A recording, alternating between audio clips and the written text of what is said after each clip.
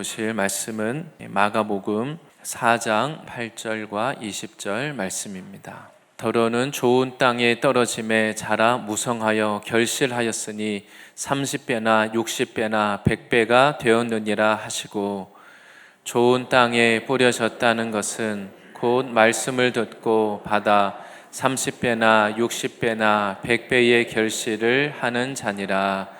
아멘. 말씀의 제목은 좋은 밭과 같은 마음입니다. 마가복음 4장을 통해서 예수님께서 우리 마음의 상태를 여러 밭에 비유하고 있습니다. 네 가지로 비유의 말씀을 하셨는데, 길가밭, 또 돌밭, 가시밭, 그리고 오늘은 좋은 밭에 대해서 말씀하고 있습니다. 우리의 마음이 이렇게 다양한 밭이 있다는 것은 특별히 오늘 이 좋은 밭만 열매를 맺는 밭이라고 말씀하셨습니다. 그러니까 많은 사람이 말씀을 듣기는 듣지만, 그러나 우리가 듣는 그 자체만으로 이 말씀이 우리 안에 열매 맺는 것은 아니라는 것입니다. 말씀 안에 하나님 나라에 놀라운 이 부활 생명이 들어있는데, 그냥 그것이 듣는데 그치지 않고 우리 안에서 많은 열매를 맺는 이런 신앙을 해야 할 줄 믿습니다. 그러니까 주일에 와서 하나님께 예배 드리는 건 의미가 있죠. 그런데 여기에 그친 것이 아니라 이 말씀을 통해서 우리의 삶에 내가 할 수 없는 하나님의 말씀하시는 그대로 우리의 삶에 열매가 맺히는 이런 신앙을 해야 할 것입니다. 하나님 말씀을 통하여서 우리의 마음 상태가 어떤지를 돌아보고, 앞에서 본 그 말씀을 통해 열매 맺지 못하게 하는 이러한 문제들을 이제 해결함 받고, 하나님 안에 오늘 말씀처럼 30배, 60배, 100배의 결실하는 이런 놀라운 은혜가 있으시기를 바랍니다. 먼저 첫째로는 좋은 밭의 특징에 대해서 보도록 하겠습니다. 이 밭이라고 하는 이 영적인 의미를 생각해 볼 때, 처음부터 좋은 밭을 가진 사람은 아무도 없을 겁니다. 왜냐하면 그냥 저절로 예수 믿게 되지는 않기 때문입니다. 우리는 죄가 있고, 우리가 자라나면서 세상에서 보고 들은 다 내 것이 있습니다. 하나님의 진리의 말씀과 내가 이미 알고 있는 내 것이, 세상의 것들이 충돌을 일으킬 수밖에 없습니다. 이런 말씀을 통해서 우리가 내 안에 먼저 길가와 같이 세상에서 받아들여서 세상의 이론으로 인해서 딱딱하게 굳어진 이 문제를, 이 땅을, 마음을 갈아엎고, 또 돌뿌리와 같이 세상에서부터 또 관계 안에서 받은 나의 가장 사랑하고 의지하고 신뢰했던 가까운 사람들로부터 받은 상처, 이 돌과 같은 마음, 또 그리고 세상을 사랑함으로 가시와 같이 내 마음을 찌르고 있는 이러한 문제들을 해결함 받고 부드러운 마음에 씨를 뿌릴 때 좋은 열매를 맺게 될 것입니다. 말씀에서는 이 좋은 밭에 떨어진 씨앗은 어떻게 되는지 오늘 말씀하십니다. 먼저는 이 좋은 밭은 씨앗이 무성하게 자란다고 오늘 말씀합니다. 좋은 땅에 떨어짐에 자라서 무성하여 이렇게 말씀하십니다. 좋은 땅이라는 것은 부드러운 마음을 말합니다. 그래서 식물이 잘 자라는 것이죠. 그래서 말씀을 부드러운 마음으로 받아들여서 말씀이 내 안에 심겨져서 자라게 됩니다. 앞에서 본 이 다른 밭과 같은 그런 방해 요소가 없는 것입니다. 부드러운 상태니까 그 안에 돌이 없으니까 뿌리를 아래로 잘 내립니다. 그리고 햇볕을 받으면 그 가시와 같이, 그 돌밭과 같이 그 식물이 타거나 마르지 않고 오히려 잘 자랍니다. 바로 성경에서 이렇게 좋은 마음으로 말씀을 받고 신앙을 하는 좋은 예에 대해서 본을 보여주는 것이 사도행전의 베레아 사람들이었다고 말씀합니다. 사도행전 17장 11절 말씀입니다. 베레아에 있는 사람들은 데살로니가에 있는 사람들보다 더 너그러워서 간절한 마음으로 말씀을 받고, 이것이 그러한가 하여 날마다 성경을 상고함으로. 베레아 사람들은 그 전에 있었던 바울이 갔던 데살로니가 사람들과 달랐다는 겁니다. 어떤 점이 다른가 하면 마음이 너그러워서 하나님의 이 말씀을 잘 받아들이고, 그리고 나서는 그 말씀의 의미가 무엇인가 듣고 잊어버리는 것이 아니라 말씀을 받고는 이것이 정말 그런가 해서 날마다 말씀을 다시 묵상하고 기억하고 또 생각하고 또 말씀대로 행하고, 베레아에 있는 사람들은 이렇게 행했다고 말씀하고 있습니다. 하나님의 말씀이 나에게 어떻게 들려지는가, 이것이 우리의 신앙과 우리의 삶을 달라지게 하는 것입니다. 근데 이렇게 좋은 땅으로 좋은 이 마음이 되어서 말씀을 받아들이면 우리 안에 어떤 일이 일어납니까? 경험적으로 우리 자신을 한번 돌아볼 필요가 있습니다. 말씀이 내 안에 들어오면 이 말씀 안에 생명이 있어서 내 안에서 자라기 시작합니다. 겉으로 지금 당장은 변화가 드러나진 않지만 내 마음에 말씀이 나에게 들어오면 뭔가 지금 말씀이 내 안에 변화를 일으킨다는 것을 먼저는 내가 압니다. 그래서 내가 말씀이 내 안에 들어오기 전에는 내가 주인이었습니다. 내 생각대로 하고 내 경험대로 하고 내가 옳은 주관대로 내가 하는 겁니다. 근데 이것은 어려서부터 내가 가정에서 보고 듣고 배우고 친구로부터 영향을 받고 사회에서 배우고 이런 것들이 지금 내 가치관, 내 생각을 형성하고 있는 겁니다. 근데 우리는 이것이 무조건 절대적이라고 다 생각합니다. 그런데 말씀이 내 안에 들어오면 말씀이 나를 이제 이끌어가기 시작합니다. 그래서 그 전에 내가 옳다고 여기던 그것이 다르게 보이기 시작합니다. 전에는 당연히 이것이 옳아서 당연히 이렇게 말하고 행동하고 다 옳다고 여겼습니다. 그런데 이제 말씀이 들어오면 그 전에 내가 아무렇지 않게 말하고 행동하던 것이 내가 걸림이 됩니다. 말씀이 걸림이 되는 게 아니라 앞에서 본 내 안에 굳은 마음이 있고 돌과 같은 마음이 있는 사람은 말씀이 걸림이 됐습니다.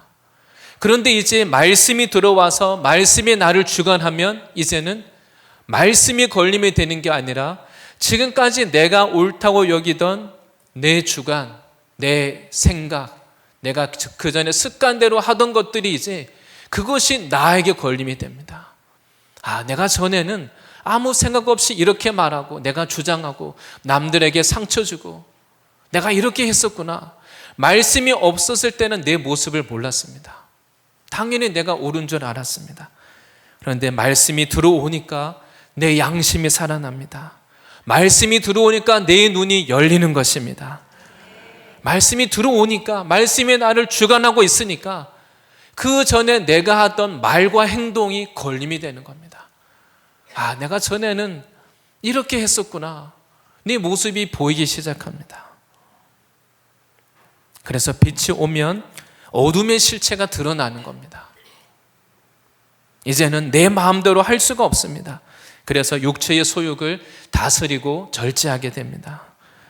말씀 앞에 지금까지 내가 옳다고 여겼던 거, 내가 분명히 사람들에게 옳다고 말하고 자랑했던 것인데 그게 옳지 않았구나.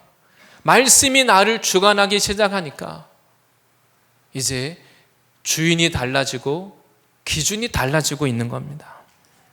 그래서 하나님의 말씀 앞에 내가 옳다고 여겼던 것들, 내 고집, 내 자아를 이제는 굴복시키고 하나님의 말씀이 생명이라는 것을 마음으로 깊이 인정하고 받아들이게 됩니다.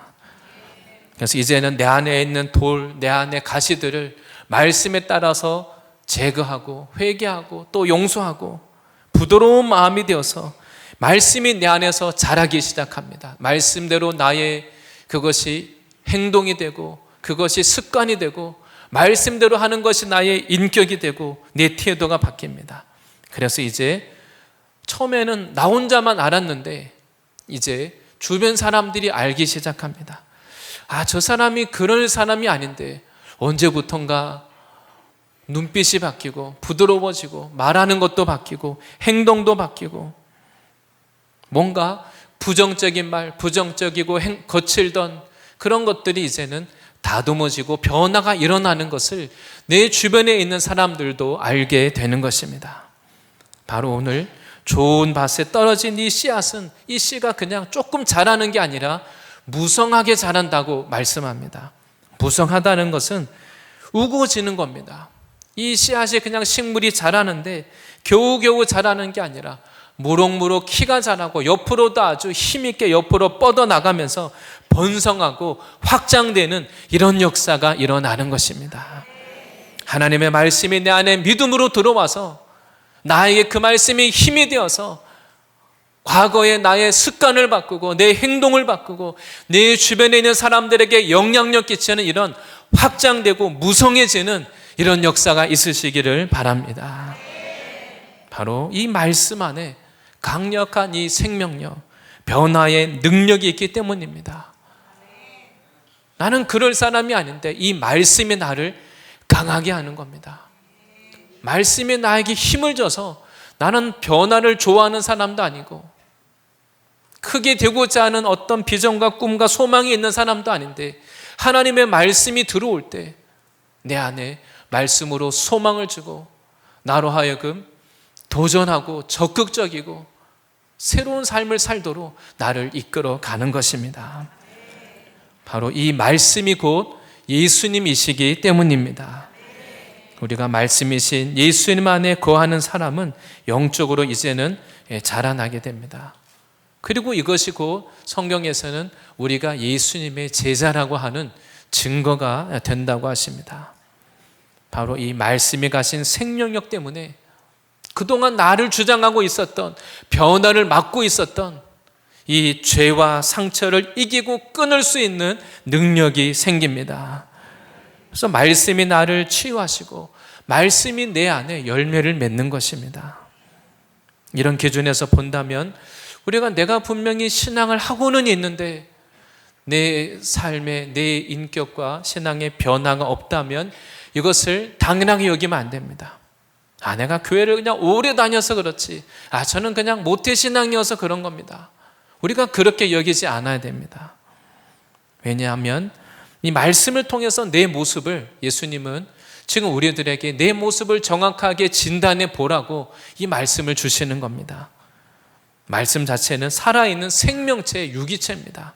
그래서 말씀을 듣고 이 깨닫는 것은 내가 하는 것이 아니라 말씀이 나에게 역사하는 것입니다. 히브리서 4장 12절 말씀입니다. 앞에 찬양했던 것처럼 하나님의 말씀에 이렇게 분명하게 말씀하십니다. 하나님의 말씀은 살아있고 활력에 있어 좌우의 날선 어떤 검보다도 예리하여 홍과 영과 및 관절과 골수를 찔러 쪼개기까지 하며 또 마음의 생각과 뜻을 판단하나니. 하나님의 말씀이 살아있어서 말씀을 통해서 내 안에 있는 나도 몰랐던 나의 문제들, 내 생각, 잘못된 생각, 내 안에 나도 모르게 상처가 있었던 것들, 그것이 예수님의 사랑으로 그것이 치유되고 해결되고 우리의 왜곡되고 비뚤어지고 그리고 어둡고 낮아지고 왜곡된 것들이 하나님의 말씀을 통해서 바르게 곧아지고 우리의 자아상이 바르게 회복되고 하나님이 주시는 감사와 기쁨과 평안이 있고 사랑이 있는 이런 놀라운 역사들이 말씀을 통해서 일어나는 것입니다. 바로 우리 자신이 오늘 좋은 마음을 가지고 있는 이 사람에게 이러한 역사들이 일어난다는 겁니다. 그리고 우리가 하나님 앞에 겸손한 마음으로, 가난한 마음으로 하나님의 말씀 앞에 나갈 때 말씀이 우리를 주관하셔서 이렇게 역사하실 것입니다. 그런데 만약 우리가 이 말씀을 받을 만한 준비가 안 되면 앞에서 본 것처럼 말씀을 받아들일 만한 마음밭이 준비가 안 되면 이 말씀이 나에게 역사하지 않고 깨달아지지 않고 그냥 그 말씀 앞에 우리가 이 말씀이 그냥 나에게는 아무 일이 일어나지 않고 그냥 떠내려 가버립니다. 마태복음 11장 25절에 우리가 말씀 앞에 어떤 자세로 나와야 되는지 예수님께서 이런 말씀을 하셨습니다. 그때에 예수께서 대답하여 이르시되, 예수님의 말씀을 듣는 그 사람들에게 사람들의 그 마음 자세에 따라서 달라지기 때문에 이렇게 말씀하셨습니다. 천지의 주제이신 아버지여, 이것을 지혜롭고 슬기 있는 자들에게는 숨기시고 어린아이들에게는 나타내심을 감사하나이다. 나 스스로 지혜롭다고 여기는 사람, 내 지혜가 있고 세상에서 얻은 내 경험, 내가 알고 있는 것, 나 스스로 나를 지혜롭다고 여기는 사람에게는 하나님이 숨기신다고 말합니다. 더 이상 내가 알고 있는 것에서 더 새로운 것은 없습니다. 신앙을 해도 더 이상 새로운 것이 없습니다. 그러나 하나님 앞에 우리가 신앙을 짧게 했든지 아니면 오래 했든지 상관없이 하나님 앞에 어린아이와 같이 나갈 때 어린아이들에게는 나타내심을 감사하나이다. 하나님의 이 놀라운 그 말씀의 생명과 비밀이 감추어지는 자가 아니라 어린아이와 같이 하나님이 말씀을 통해서 들을 때마다 주님이 나에게 새 것을 나타내시고 새로운 것을 깨닫게 하시고 영적인 권세와 능력을 주시는 이런 역사가 있으시기를 바랍니다. 이것이 바로 하나님이 하시는 것이죠. 우리가 하나님의 그 미련함이 우리의 사람의 세상에 어떤 지혜보다 더 뛰어나다고 했습니다.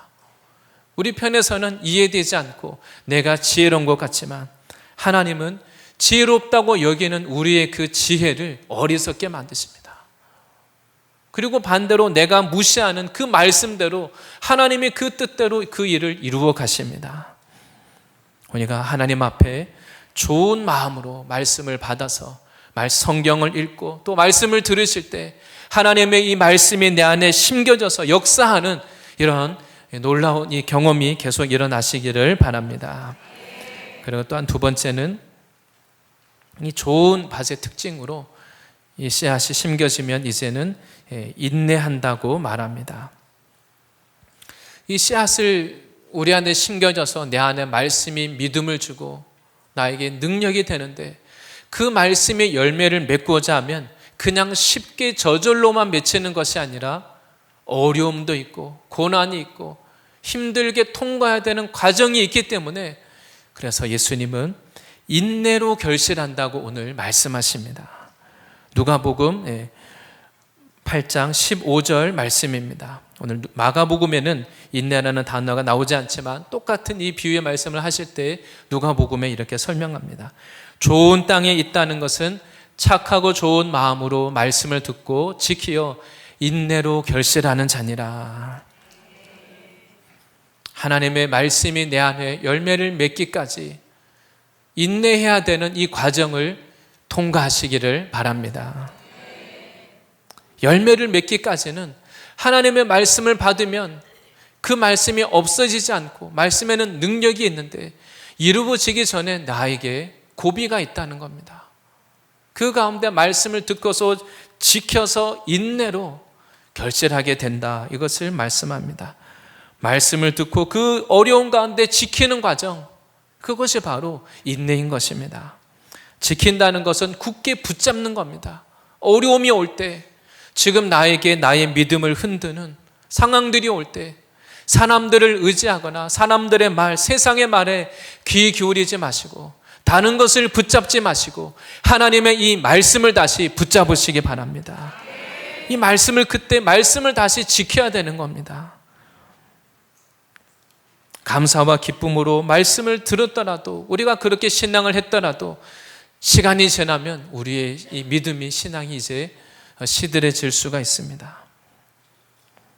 바로 이 신앙에는 영적인 싸움이 있다는 겁니다. 우리의 이 믿음을 빼앗아가고 우리의 이 믿음이 열매 맺지 못하도록 우리가 기도를 하기는 하지만 끝까지 기도의 열매를 얻지 못하도록 빼앗아가는 그런 영적인 원수들이 있습니다.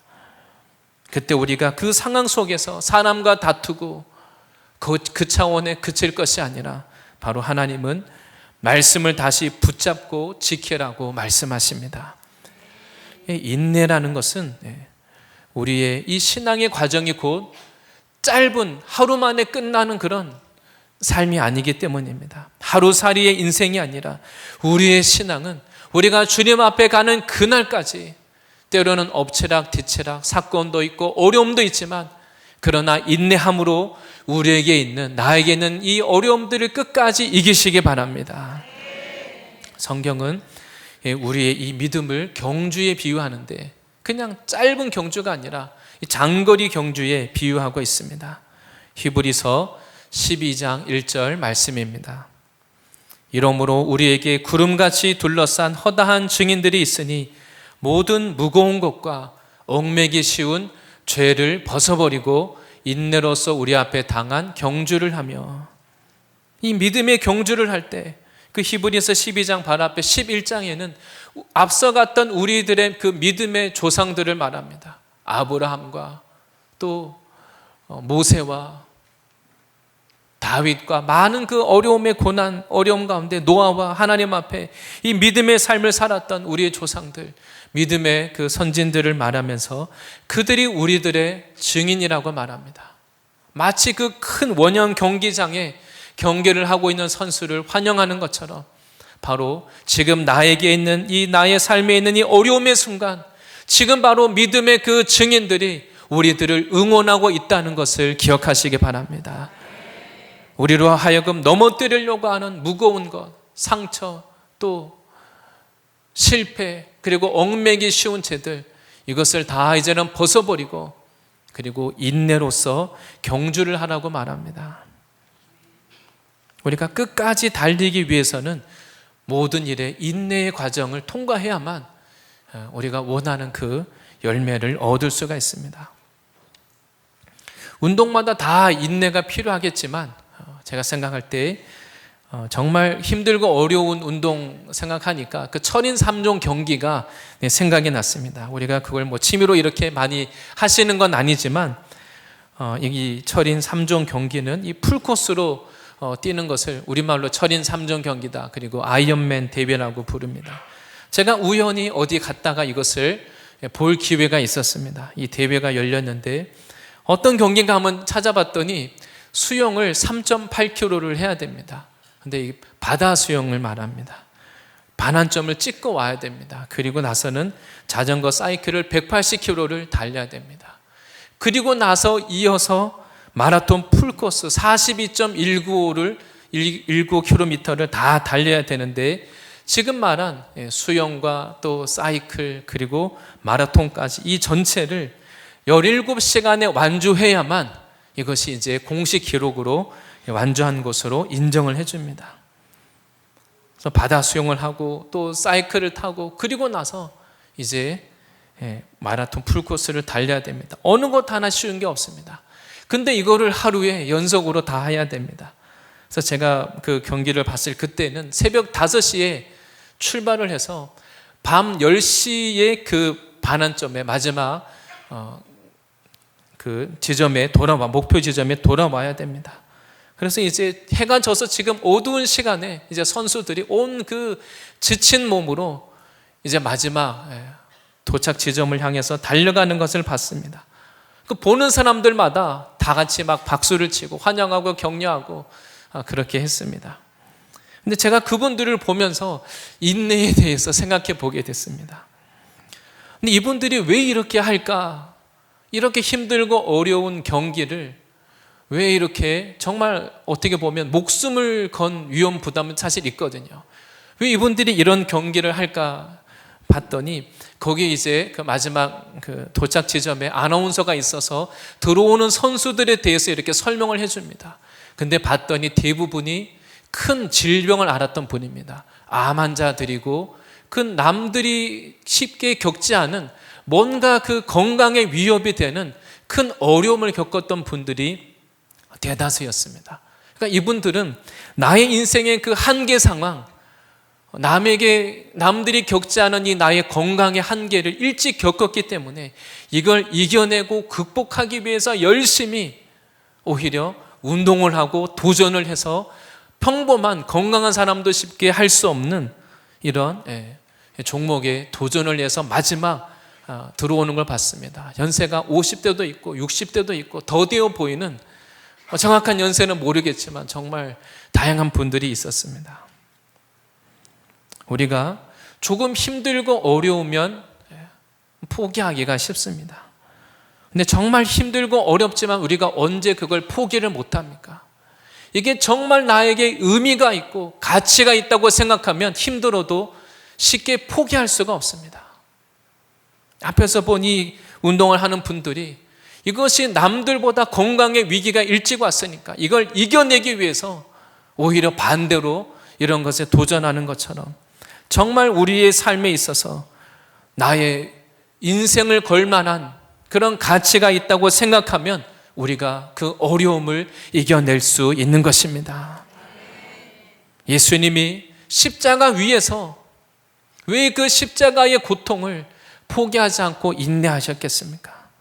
예수님이 그 십자가에 달려서 온몸에 물과 피를 쏟으면서 그 고통 가운데 사람들로부터 비웃음을 사고 조롱을 받고 침뱉음을 당하고 수치와 모욕을 당하시면서 예수님이 십자가를 끝까지 참으셨습니다. 왜냐하면 예수님은 나 한 사람을 구원하는 것이 귀하고 가치 있기 때문에 나를 구원하기 위해서 십자가를 참으신 것입니다. 우리가 부모님이 자녀를 양육할 때도 마찬가지죠. 내 힘으로는 자녀를 양육하면서 정말 힘들고 어려운 순간이 올 때 그냥 이것이 내 일이었으면, 그냥 내가 하는 일이었으면 아마 일찍 포기했을 겁니다. 그런데 자녀를 양육할 때는 힘들고 어려워도 포기 못합니다. 정말 자녀를 위해서, 사랑하는 그 자녀를 위해서 힘들고 어려워도 이것이 의미가 있고 귀하니까, 포기할 수 없는 일이니까, 포기해서는 안 되는 일이니까 아무리 피곤하고 아프고 해도 그것을 그냥 이겨내는 것이죠. 그만한 가치가 있기 때문입니다. 바로 성경에서는 우리들의 앞서갔던 믿음의 선진들도 우리와 동일하게 고난을 받고 환난을 통과하고 그 과정에서 인내했다고 말씀하고 있습니다. 우리가 당하는 이런 환난과 어려움들은 잠시 잠깐이고 하나님께서 이것과 비교할 수 없는 크고 놀라운 상급으로 갚아주실 것을 믿으시기 바랍니다. 바로 인내는 추상적이거나 이론적인 그런 믿음이 아니라 실제 내 사건, 지금 내가 당하고 있는 어려움과 문제들, 그 문제 앞에서 이것을 이겨낼 수 있는 것이 바로 믿음이요 인내인 것입니다. 하나님이 주신 이 말씀을 붙잡으시고 이 말씀을 다시 기억하셔서 어려움을 이겨내시기 바랍니다. 그리고 또한 좋은 밭의 특징은, 세 번째는 인내 과정을 통과해서 이제 드디어 결실을 한다고 말합니다. 우리의 삶에 우리가 훈련을 받고 인내해야 되는 과정만 있는 것이 아니라 반드시 이 말씀으로 열매를 거두는 결실의 때도 있다는 이것을 믿으시기 바랍니다. 우리는 다 압니다. 농부가 왜 씨앗을 심고 열심히 수고합니까? 그냥 아무 의미 없이 씨앗을 심고 수고하고 가꾸는 농부는 아무도 없습니다. 이렇게 하면 좋은 열매 수확을 거둘 때가 오는 것을 다 알고 있습니다. 바로 하나님은 우리들에게 우리가 말씀으로 때로는 인내해야 되는 과정이 있지만, 그러나 하나님은 우리들에게 말씀과 같이 30배, 60배, 100배의 결실을 주시는 분명한 수확과 추수의 때가 있다고 말씀하십니다. 하나님의 말씀이 내 안에 역사하면 먼저는 그 말씀이 나를 변화시키고, 그리고 나서 하나님의 때가 되면 하나님께서 그 말씀으로 나를 통하여 풍성한 열매를 맺게 하십니다. 지난주에 아브라함에 대한 말씀을 들었습니다. 아브라함을 예로 들어보면, 아브라함은 하나님의 말씀을, 그가 75세지만 하나님의 말씀을 믿었습니다.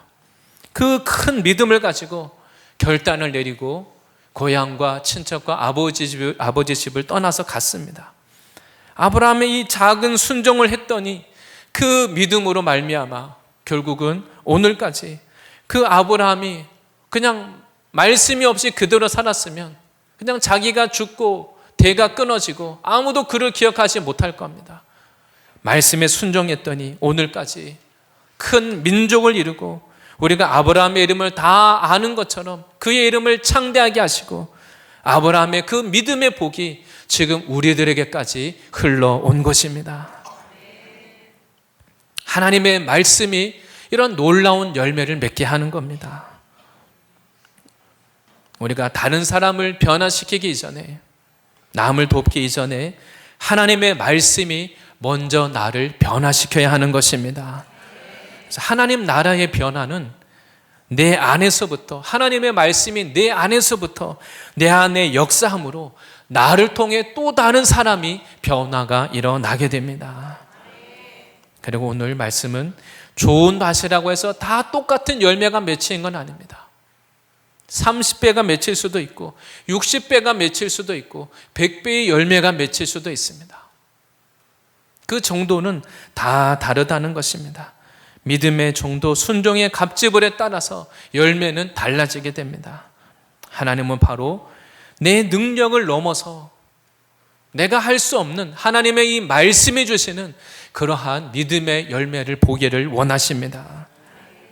우리 안에 하나님의 말씀 때문에 그런 일이 일어났다고 간증할 수 있는, 하나님의 말씀 때문에 내가 이렇게 변화됐다고 간증할 수 있는 이러한 열매가 있으시기를 바랍니다. 예수님이 제자들에게 말씀하셨습니다. 요한복음 15장에 예수님이 이제 자신의 죽음을 얼마 이제 남겨두지 않고 제자들에게 이제 말씀하시는 겁니다. 너희가 열매를 많이 맺으면 내 아버지께서 영광을 받으실 것이요 너희는 내 제자가 되리라. 우리가 열매 맺는 것을 통해서 예수님의 제자가 된다고 말씀합니다. 그런데 어떤 열매인가 하면 우리의 그 열매를 통해서 아버지께서 영광을 받는다고 말합니다. 우리가 어떤 열매를 통해서 하나님께 영광이 되겠습니까? 우리는 신앙을 하고 기도할 때도 우리 수준에서 생각합니다. 예를 들면 내 지혜와 내 능력으로 할 수 있는 만큼 그것이 그냥 잘 되는 것 생각합니다. 그런데 그렇게 해서 잘 되면 세상 사람들이 볼 때 야, 하나님이 놀라운 일을 하셨구나 그렇게 말하지 않을 겁니다.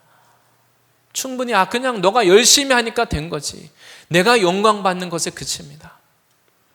그런데 오늘 예수님은 우리 안에 말씀으로 인한 열매가 맺히면 하나님의 영광이 받으신다고 말씀하십니다.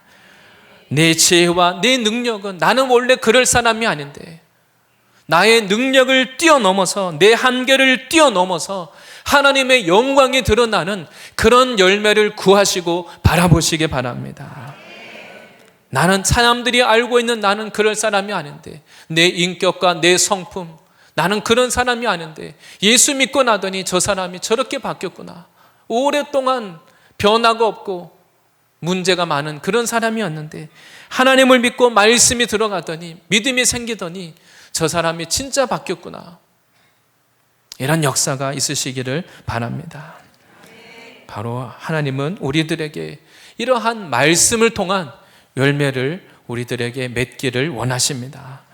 우리의 은사와 믿음과 인격의 수준은 다 다르지만 우리를 통해서 하나님이 다른 사람이 아니라 나를 통해서 이런 열매 맺을 것을 바라보고 내 자신의, 나의 연약함, 나의 문제, 그 차원에 머물 것이 아니라 믿음의 눈으로 하나님의 말씀이 내 안에 들어오면 이런 역사가 일어날 것을 믿고 나를 바라보시고, 우리 주변에 있는 사람들을 볼 때에도 말씀이 없을 때는 연약하고 문제가 많은 그런 사람이지만 하나님의 말씀이 들어가면 변화될 것을, 새 사람이 될 것을 믿고 바라보시기 바랍니다. 큰 두 번째로는 이러한 좋은 밭에 유지하는 방법입니다. 우리가 이 좋은 땅, 좋은 밭이 저절로 유지되지 않는다는 건 우리가 다 이성적으로 알고 있습니다. 우리가 처음 신앙할 때는 은혜를 받고 뜨겁게 누구나 다 은혜를 받고 좋은 믿음 가지고 시작합니다. 말씀을 들으면 결단하고 순종하고 그렇게 하는 것에 대한 열정도 있고 그렇게 신앙을 시작했습니다. 그런데 처음 가졌던 그 믿음이 계속 유지하는 것이 어렵습니다.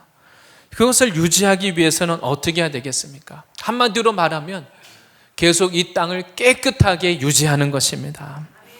시간이 가면서 다시 다른 씨앗이 들어와서 잡초가 자랍니다. 어느덧 또 세상의 이론이 들어와서 세상의 이론을 밟고 다니고 사람들의 말이 들어오면 그러면 또 마음이 굳어지기 시작합니다.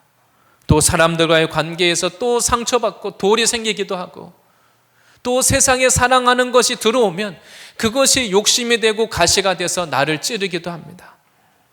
우리의 신앙이 그냥 저절로 유지되는 것이 아니라는 겁니다.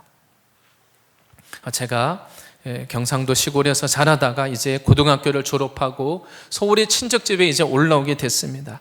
근데 서울에 와서 여러 가지 뭐 좋은 것도 있고 나쁜 것도 있겠지만, 그중에 제가 처음에 놀란 것 중에 하나가, 시골에서는 흰 옷을 입으면 며칠은 입습니다.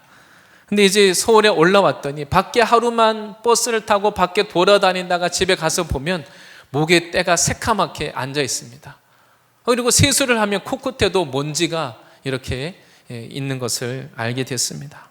나도 모르는 사이에 매연과 먼지가 다 의해서 더러워지는 것을 보게 됩니다. 바로 우리가 이 세상을 살아가면 하루하루 내가 세상에 노출되어서 살아가는 동안 나도 모르는 사이 세상 세력, 그 죄의 세력이 내 안에 들어오게 됩니다. 그래서 그 죄가 내 안에 들어오면 어떻게 됩니까? 뭐 완벽한 사람, 완전한 사람 어디 있겠습니까?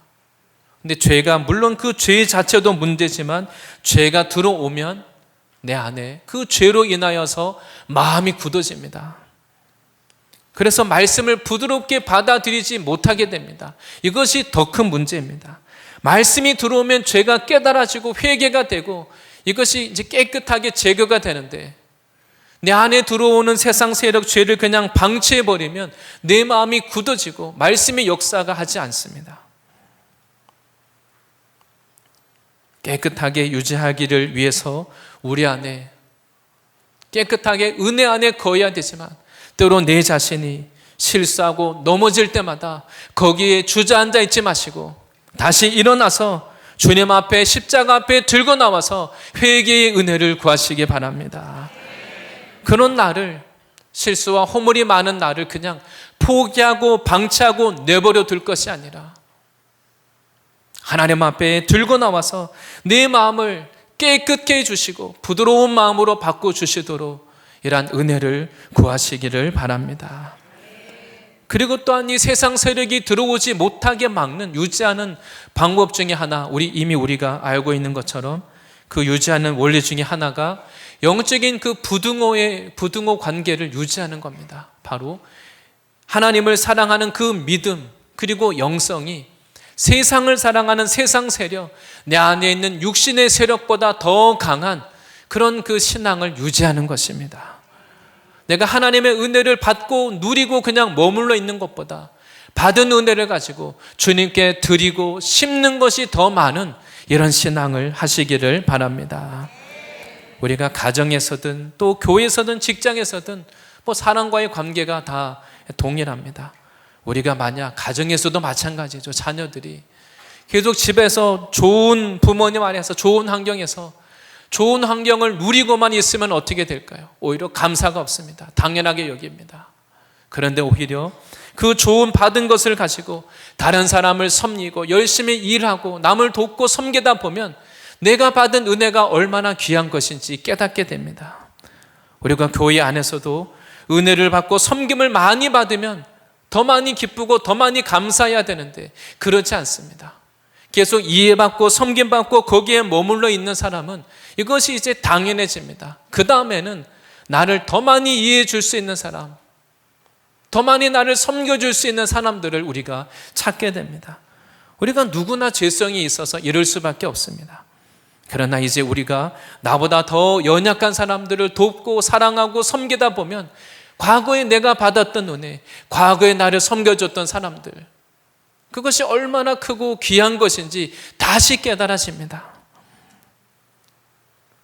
바로 영적인 논리가 내가 낮아지고 섬기고 도와주고 그렇게 할 때 우리의 마음이 더 가난하고 겸손하고 부드러워지고 하나님 앞에 이 마음이 말씀을 받을 수 있는 마음으로 유지가 될 수 있습니다. 성경에서는 우리가 이런 좋은 마음을 유지하는 그 방법을 한 가지로 이렇게 요약해서 말씀하고 있습니다. 요한복음 15장 5절 말씀입니다. 나는 포도나무요 너희는 가지라. 그가 내 안에 내가 그 안에 거하면 사람이 열매를 많이 맺나니 나를 떠나서는 너희가 아무것도 할 수 없습니다. 예수님은 다른 여러 나무가 있는데 무화과 나무도 아니고 포도나무에 비유합니다. 나는 포도나무라고 말씀하십니다. 그 포도나무에 가지가 있으면 가지의 포도가 얼마나 맺힙니까?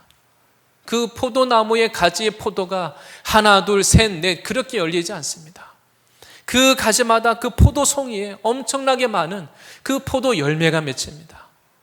예수님은 우리를 가리켜서 예수님과 우리와의 관계가 우리가 예수님 안에 거하면 예수님이 우리 안에 거하고 또 우리가 예수님 안에 거하면 열매를 많이 맺는데 그러나 우리가 예수님을 떠나서는 너희가 아무것도 할 수 없습니다.